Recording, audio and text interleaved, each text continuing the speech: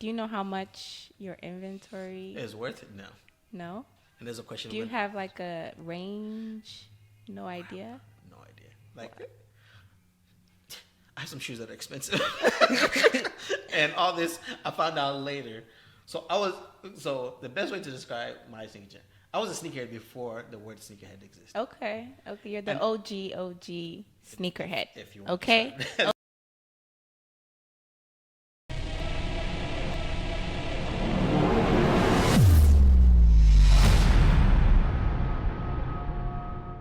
Hey, Eugene. Hi, Bissy. How are you? Great. How are you?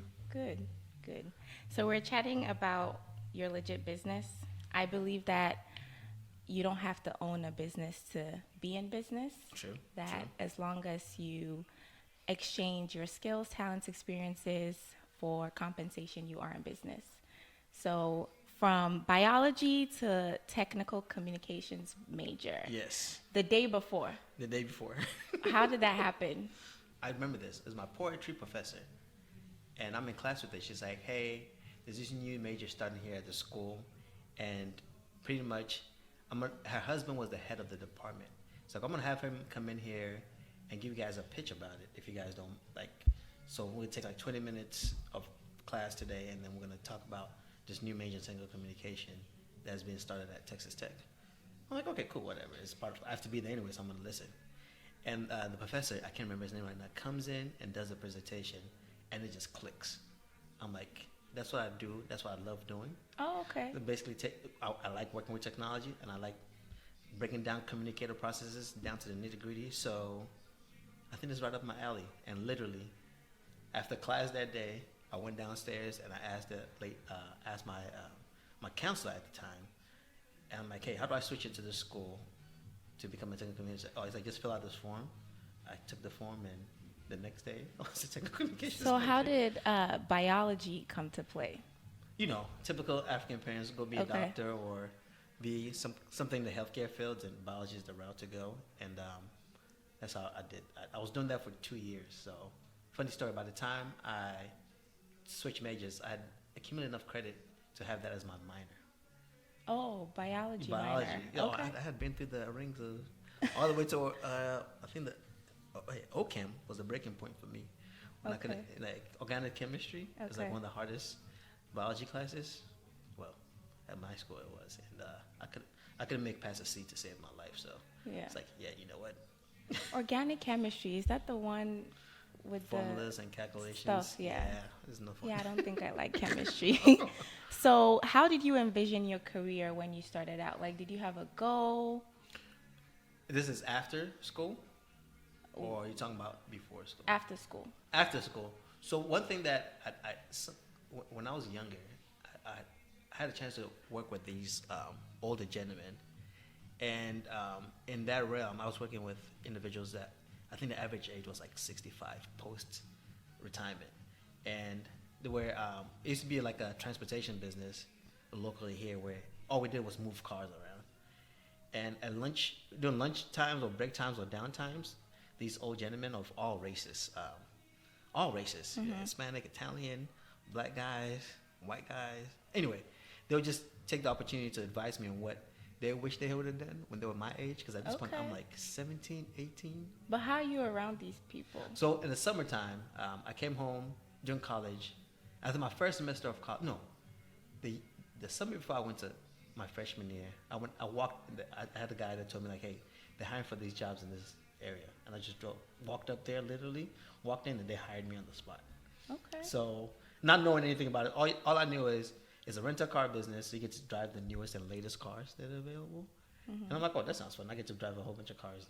And so I walked in there, but the population of people that were doing this kind of jobs were retired older people, female males. But in this situation, it's all males. And the best advice that I got out of that, I got a lot of nuggets of knowledge out of interacting with those men. And essentially, his name was Joe. Joe was the only one that had a degree in that, within all those 5 or 6 gentlemen. And basically he said, I am doing this because I want to. All these other gentlemen have to do this in a long sense. In a sense. And he said the best thing you can ever do for yourself is just go to college. It doesn't matter what your degree is in, just get the degree. Okay. And that was his advice to me. So when I got into the major, I knew I liked the concept that they taught in the major, but what was that going to look like after college? There's no like solid plan. I had a job interview for a job as a technical writer out in Japan, and I was going to move to Japan for that job.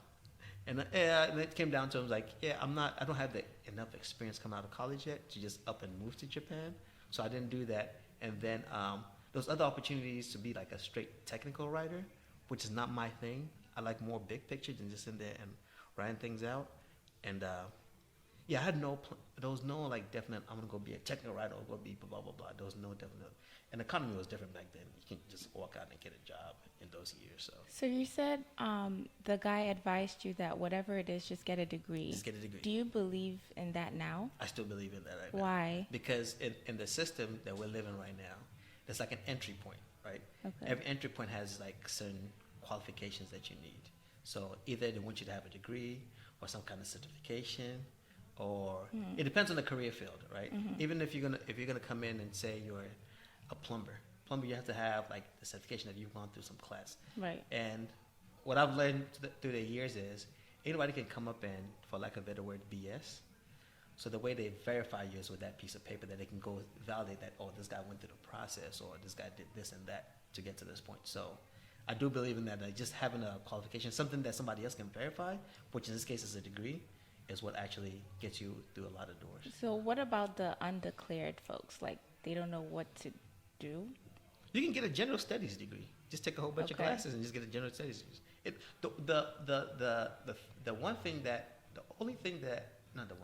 The many things that a degree tells people in this system is this person has proven that they can commit to go through a process to an endpoint. And that alone is worth something. That's and good. That's all it is. That's good. You've committed yourself to completing something, and you've actually proven that you can do it. Okay. Whether you make, like, what's it saying, go C's get degrees, whether you make C's or whatever it is, you can get that piece of paper. It's just like a qualifier. So yeah. Okay, so I know you had a sales job. I did have a You sales worked job. in the mortgage office. Yep. You did asset management, I did. data reporting, and analytics. Did. What was something that you learned about yourself throughout all these transitions? Was it different for each of them? And it's like a two-part question. Okay. And why did you make the decision to go into one, like this was the next one? So for me, what did I learn about myself? I'm still learning to listen to my instincts. Okay. Because one thing that I've learned throughout that path is listening to my instincts has always panned out.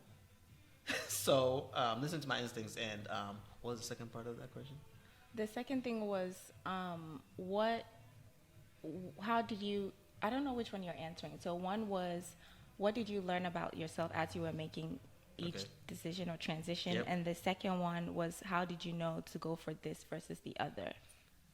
So, yeah, trust my instincts, number one, is what I've learned. What you learned, That I've okay. learned. And what I learned from transition between all those jobs is you can learn to do anything. You just commit yourself to it. I taught myself how to program from scratch. Okay. Reading books and getting resources. I had to program at that point it was SQL.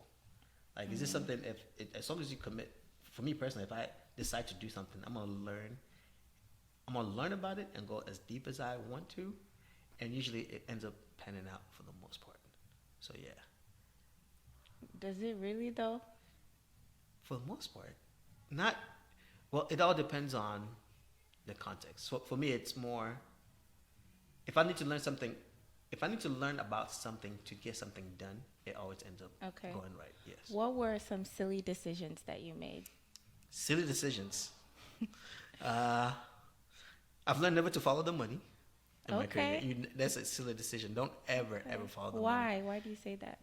Because it's always something that could, like, it's not all about the money, right? So my highest paying job I've ever had was the worst place I've ever worked.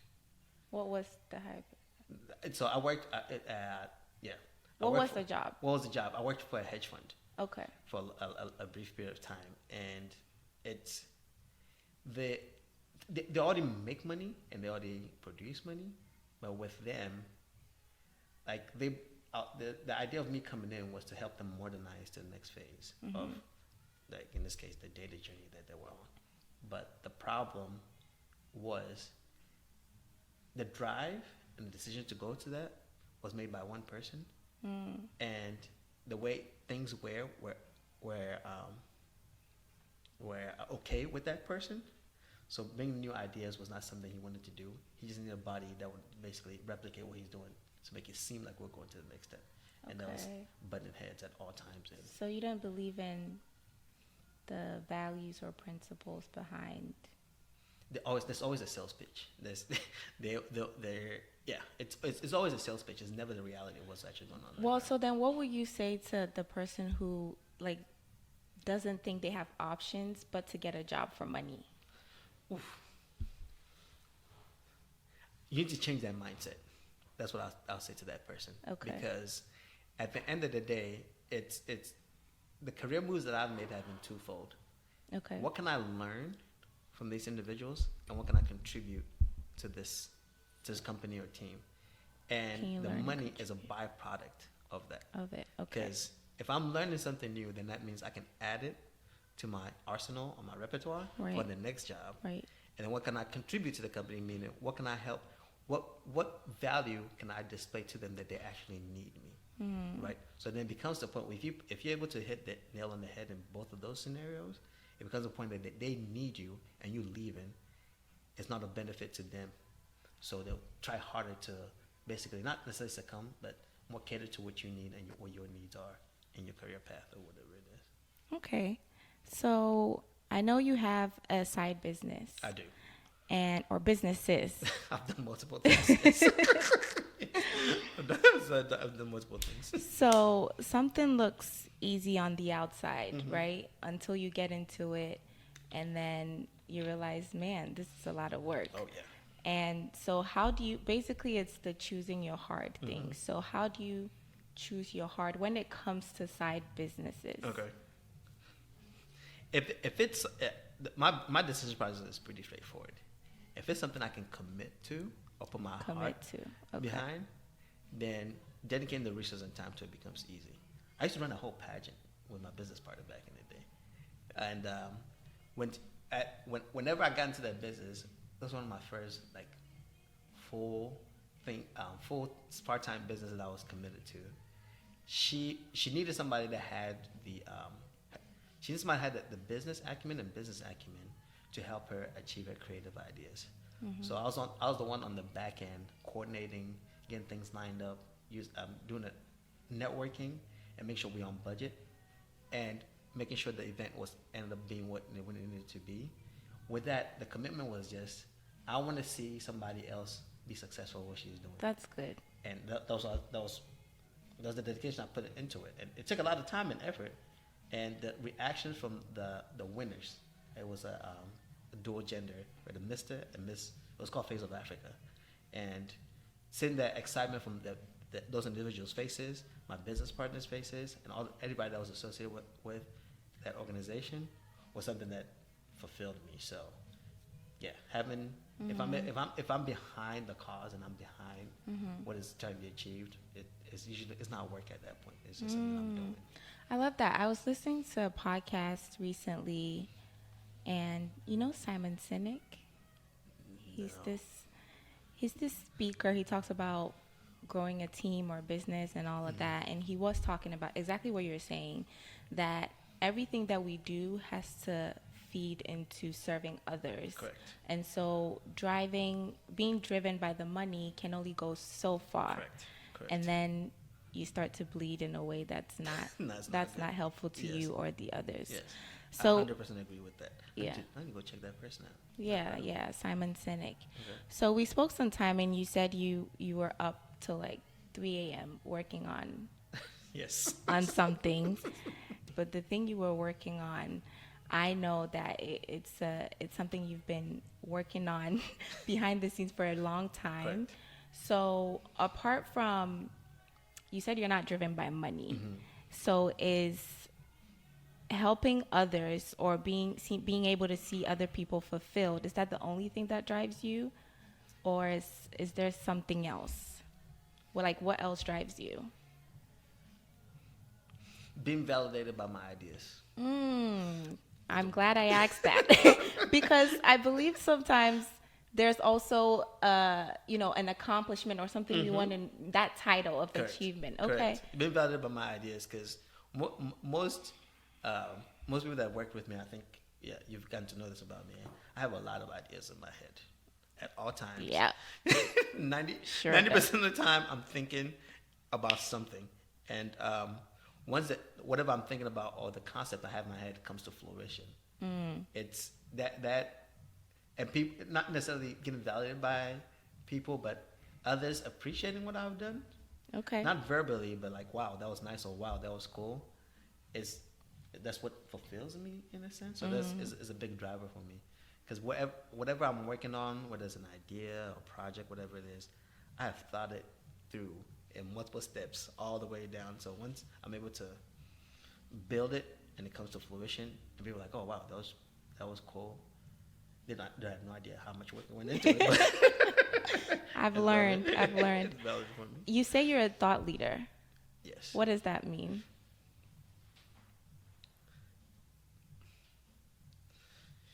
I'm a thought leader in the sense that I found out in conversations and scenarios and a lot of places I've been, or color conversations or scenarios I've been in, the way I think is usually contradictory to like the group think or whatever The norm. the norm, and that's what I think makes me a thought leader, because it seems like I'm always coming out of left field, and then when I present or communicate in the right way, people are like, oh, it actually makes sense.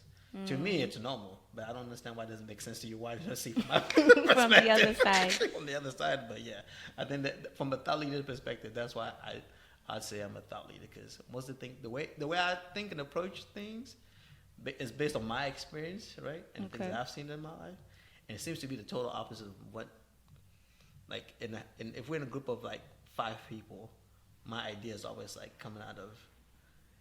My perspective is not commonly shared. I guess is the best way to put it. Gotcha. Okay.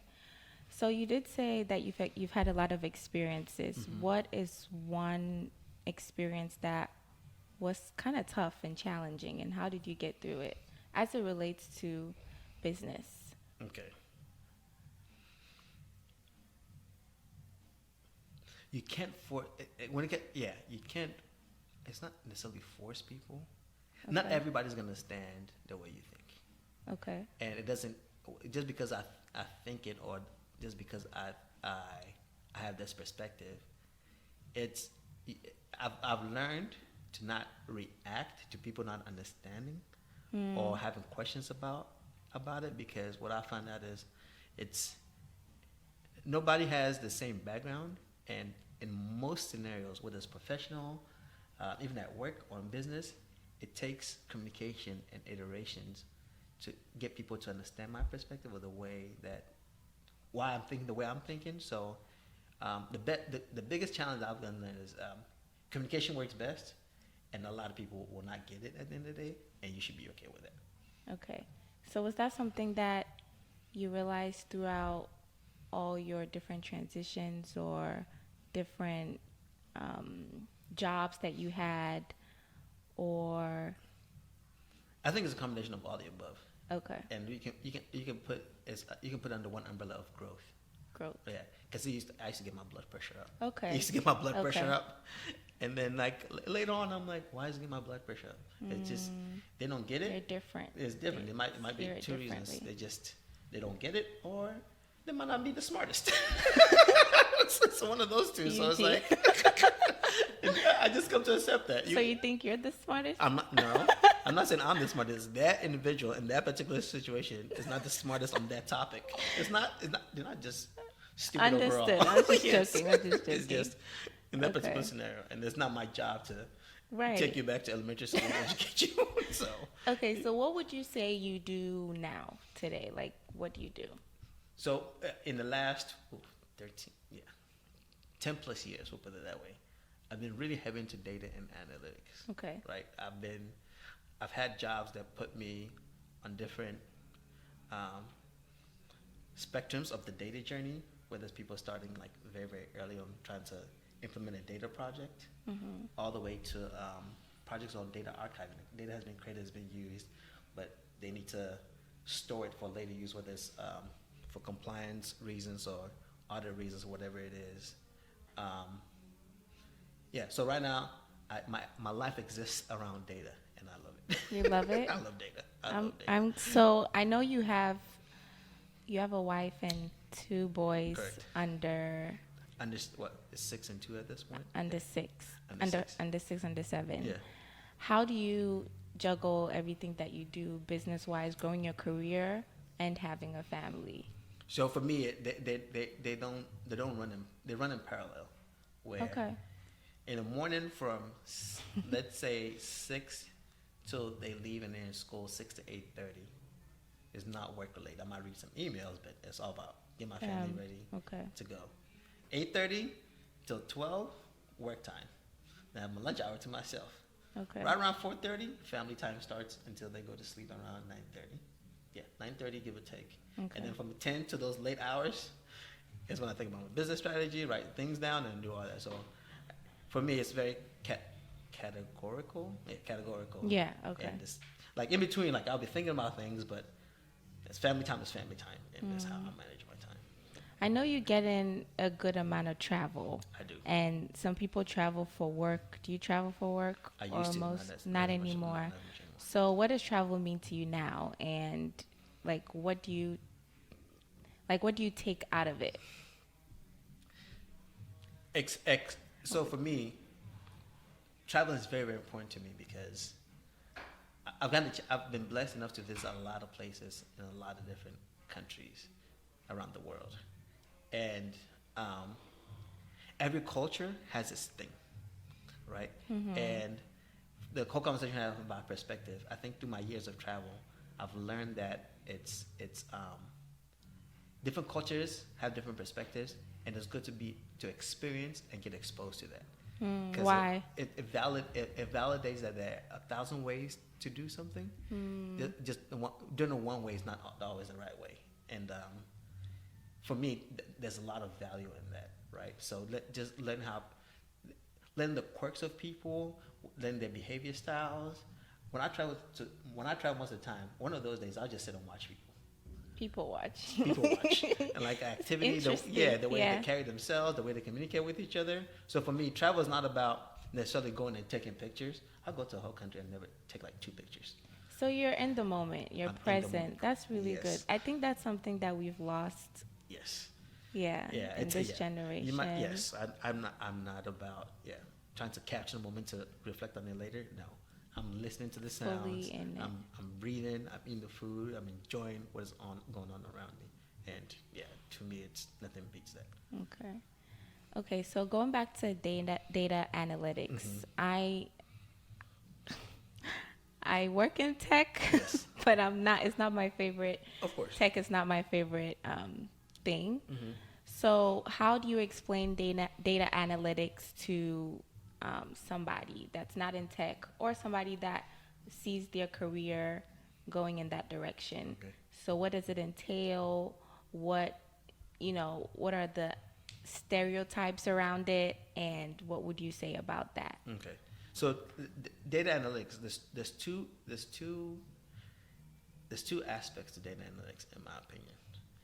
There are the individuals that are more technical, that do the coding and getting the data where it needs to be, and then architecture, how the path of the data. So the best way to describe it is every business decision, when you swipe your card, there's a record of it that's created that the business can use to, number one, gain insights about you, or get insights about where the next money-making opportunity is, right?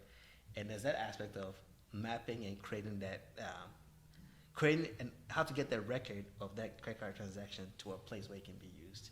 There's that aspect of it. That's what the people that are typical IT guys that you think of sitting down coding and doing all that in the dark.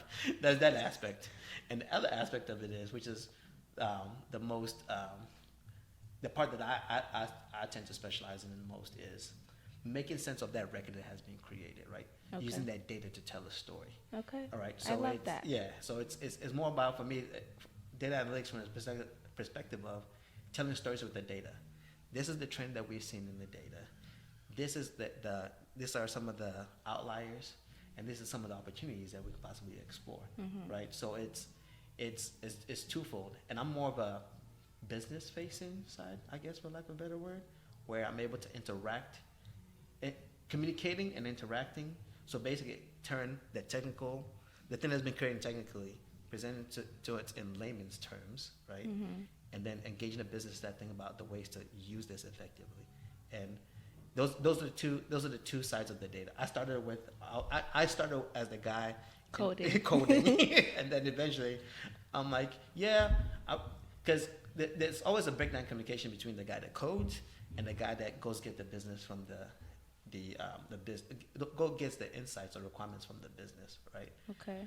I think what my niche that I've created for myself in my career path is being able to do both, because I'm able to understand the way the coder thinks because I've been there. So when I talk to the business, every time I'm talking to the business or whoever it is, the individual, I'm always thinking in terms of how the coder or the programmer be able to use their data effectively. That's so good. Yeah, so I'm able to write that, and I go give it to them, and we come back like, hey, this is what we have, this is what it's looking like, and then. So would you recommend, because there's also like specializing, so Yes. would you recommend it's okay if you're one or the other, or would you recommend trying to also understand the other side of it? I recommend that you specialize, but there's a lot of benefit in understanding the other side. Okay. Because it only makes you better. Okay. Right? Because now you're able to number one, ask the questions and think of things holistically. And that's what value lies in all roles. All roles, specifically with data. Because at the end of the day, the guys that sit in the dark and are coding are not people, like the perception that we have is, oh, those people like introverts. They don't like talking to people.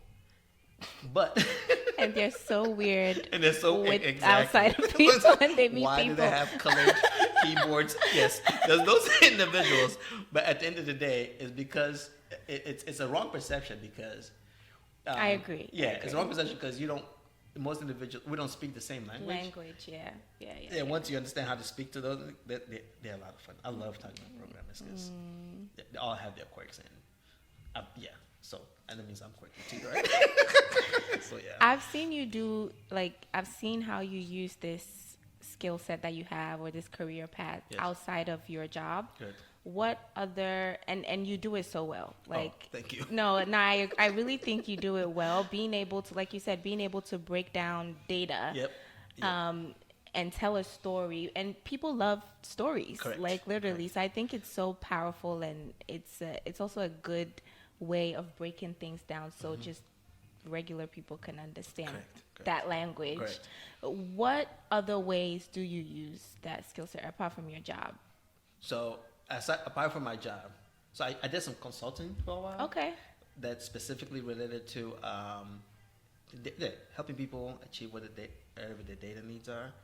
I have something that I'm building because on the side, I'm a sneakerhead. And I've been collecting sneakers, and I have a plethora of sneakers for the last, let's just say, a long time. Where the sneakerheads at? What's up, sneakerheads? But yeah, I've been doing I've been collecting and doing sneakers. I've been collecting sneakers for, let's just say, over 20 years.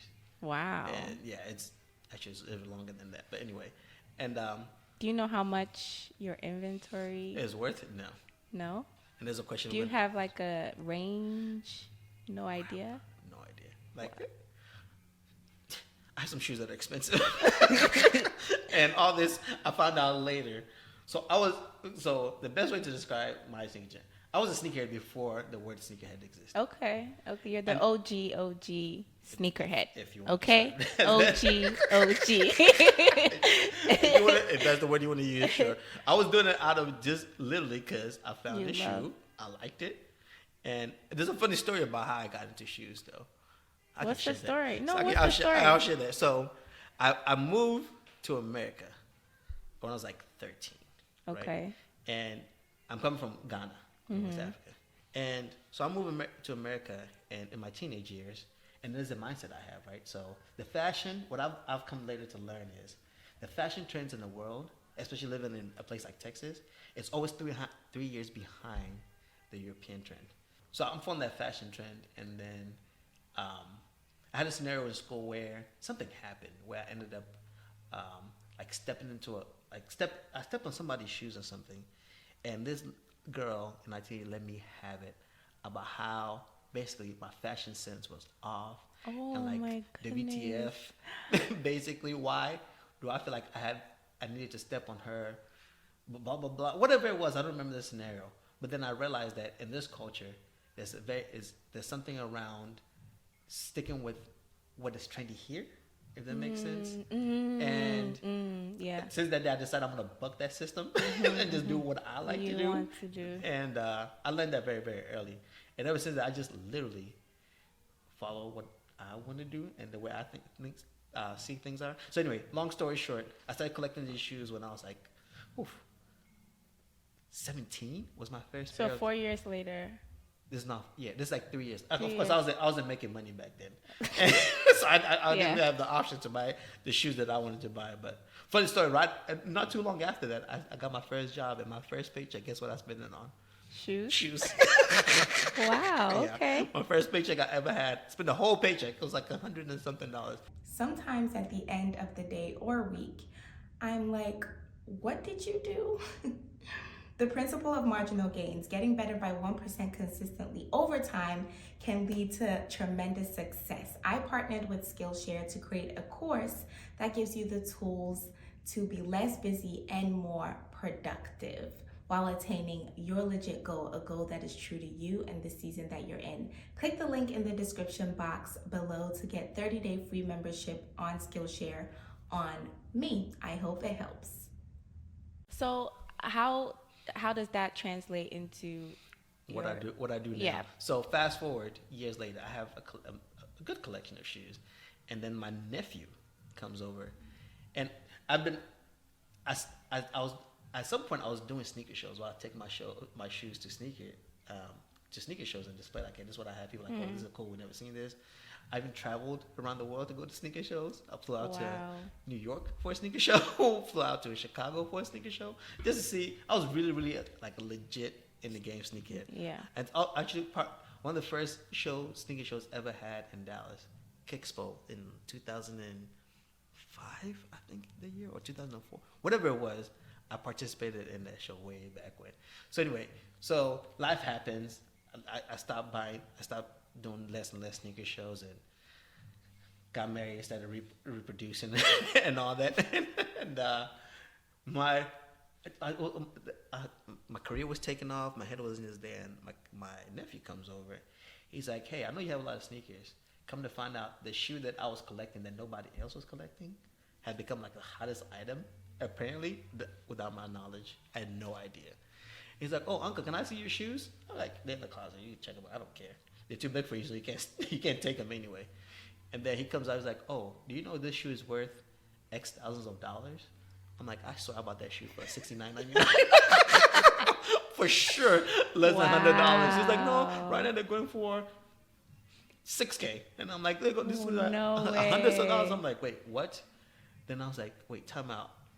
And then then that switched my attention. Like, oh yeah, you need to get back into like something that you really enjoy for a long time. And I got back into the game and stupidly started buying more shoes like I used to do when I was back in my teens and 20s. And so the passion from that has is changing into a potential business plan, which I'm working on. So we'll see how that goes. Wow. Yes. That's really great. So merging your love for sneakers and data analytics. That's amazing. Yeah. Well, that's our time. Oh, is there awesome. anything that you want to say to a sneakerhead or somebody who's aspiring to be in the data analytics field? If you're or tech. Or tech. If you're a sneakerhead, don't waste all your money on sneakers. Okay, take that advice. He's an OG. He's an OG sneakerhead. Don't waste all your money on sneakers, and the game is changing now, so be careful out there. Okay. That's number one. What does that mean? The game is changing. So a lot of people are making dumb decisions Okay. on sneakers, like trying to rob people for their sneakers, or Okay. yeah, get into altercation because of sneakers. Okay. And people are spending their a lot of money Okay. chasing hype, Okay. which I never did. So I'd advise you not to. Not do that. to. Okay. Yeah, and to get into the data analytics fields, dive in head first. It's an adventure because data, working with data, there's so many facets of it, and whether you're a data scientist using complicated models and machine learning to come up with an idea, or all the way to the end of data archiving, which is literally you need to replicate this and put it somewhere for somebody to come use it later. There's so many different aspects of it, from analysts to the people that create report creation. There's So many there's so many avenues, different yeah. avenues, and you can just pick any part of that. People that are on their data journey and specialize in that, and luckily, there's a lot of need for people like with that data experience out there. So, and you can the good thing about data doing data work or analytics or BI is it's not industry specific. Every industry needs the data. Okay. So That's it's you can find yourself working in multiple industries: healthcare, banking, in all industries. cool. Retail, manufacturing, all of them need data, guys. So Okay. I have one more question. yes, How many businesses do you have total? total. Let me think. Wow, that many. No, not that many.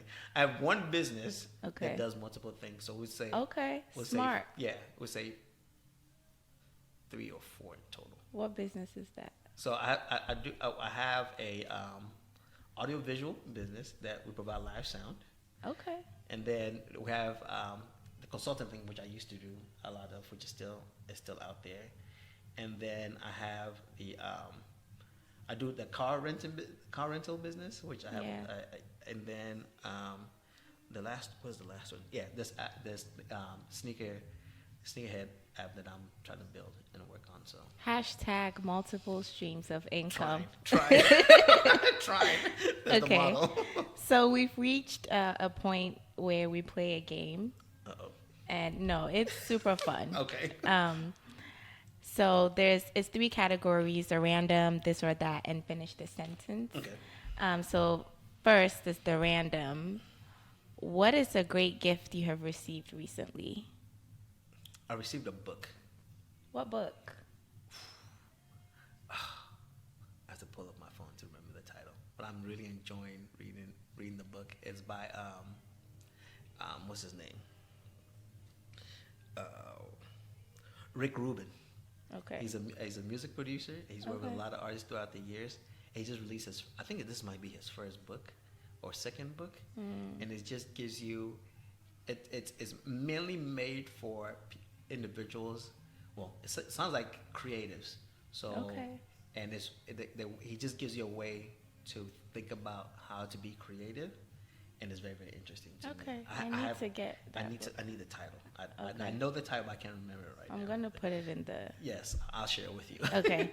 This or that. Yes. I know the answer to this. Okay. Spontaneity or stability? Always spontaneity. Yes, I Always. knew it. And Always so I was gonna ask, what aspect of your life do you like to keep stable? Your food? No. Yeah.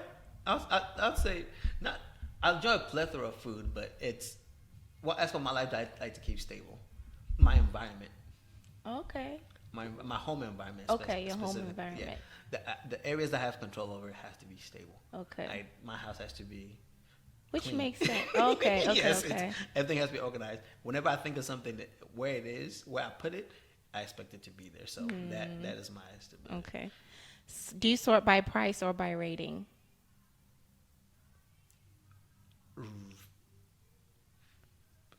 I guess price first. Okay. Price first, yeah. Everyone says I. This is the finish the sentence. Yeah. Everyone says Eugene. Oh.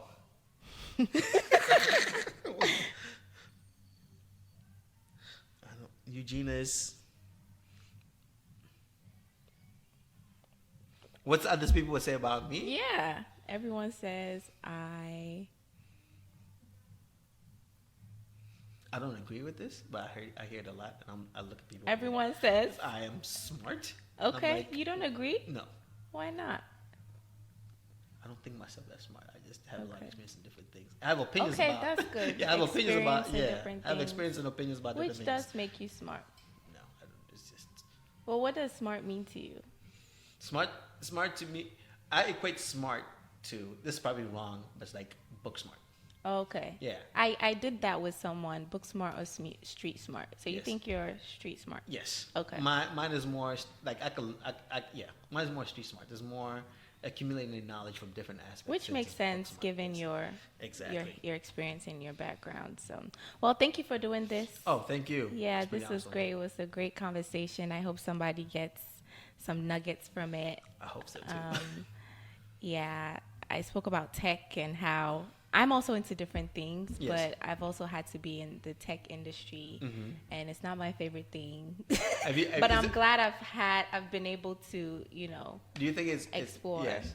Have you explored enough of the different aspects of tech? No, I don't want to. This makes sense. Yeah, That makes sense. I don't That want makes to. sense. So, Okay. yeah. All right, that's all we have. Thank you. Thank you. There was a moment that a whole bunch of stuff was happening in my life all at once.